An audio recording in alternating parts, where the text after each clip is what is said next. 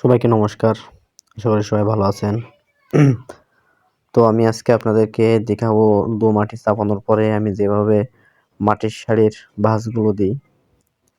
তো আমি এখানে একটু দ্রুততার মাধ্যমে কাজ করছি, মানে শর্টকাটের। তো সেজন্য আমি আপনাদেরকে শর্টকাটের কাজ দেখাবো। মানে আগে আমি প্রথমে বালি মাটি চাপাই নিয়েছি, চাপানোর পরে একটু বেশি মোটা করে চাপাই নেওয়ার পরে আস্তে আস্তে দাগগুলো কাটছি। তো এটা আগে সিম্পল দাগ দেখে নেওয়ার পরে আমি বেডগুলো সুন্দর করে তুলে দেব। হ্যাঁ, তো আপনারা দেখতে থাকুন সুন্দরভাবে বেডগুলো তোলার প্রসেসটি।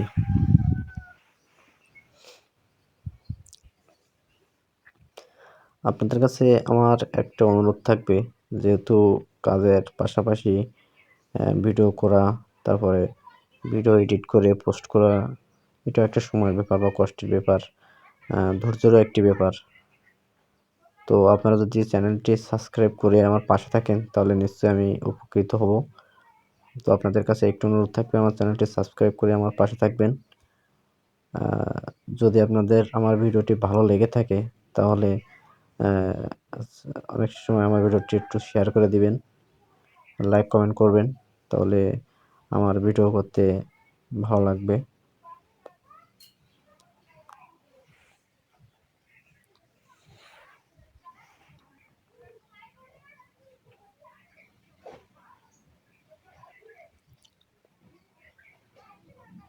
দেখুন, এভাবে মাটি দিয়ে আস্তে আস্তে মাটি নরম করে নিয়ে মুখের যে উঁচু উঁচু নিচু যে ভাবটা আমি সুন্দর করে দিয়ে দিচ্ছি। দেখেন, এইভাবে আস্তে আস্তে সুন্দর করে এই যে মাটি দিয়ে দিয়ে উঁচু জায়গাগুলো, নিচু জায়গাগুলো, আপ ডাউন জায়গাগুলো, ঢেউ আকারের যে জায়গাগুলো, যেহেতু কোসার মাথাটা যদি একটু ঢেউ আকারের হয় তাহলে দেখতে সুন্দর লাগে। তো সেই জিনিসটাকে আমি একটু বোঝানোর চেষ্টা করবো যে ঢেউ আকারে আছে কথাটা, ঠিক আছে?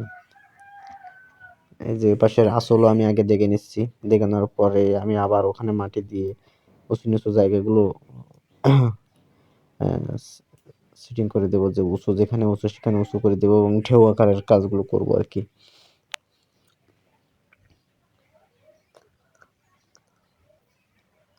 আসলে অনেক কাজের ভিতরে অনেক কিছু শেখার থাকে, কাজ দেখতে দেখতে শেখা হয়। যেহেতু মনে করেন কোনো কাজকে আসলে ছোট করে দেখা উচিত না, যে কাজে হোক না কেন।